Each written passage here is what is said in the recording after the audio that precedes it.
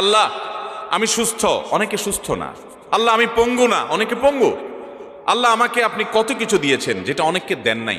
আমার চোখ দুটো ভালো, আমার অনেক নেয়ামত আমি আপনার ভোগ করছি। আল্লাহ আমি আপনার নেয়ামতের শুকরিয়া আদায় করছি, স্বীকৃতি দিচ্ছি, কৃতজ্ঞতা আদায় করছি।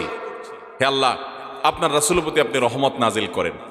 আপনি যদি লম্বা চড়া বিস্তারিত না বলতে পারেন, আপনি সূরা ফাতিহাটা পড়েন, আলহামদুলিল্লাহ রাব্বিল, আল্লাহর প্রশংসা সেখানে হয়ে গেছে, আলহামদুলিল্লাহ রাব্বিল আলামিন পড়েন, দুরূদ শরীফ পড়েন, বাস।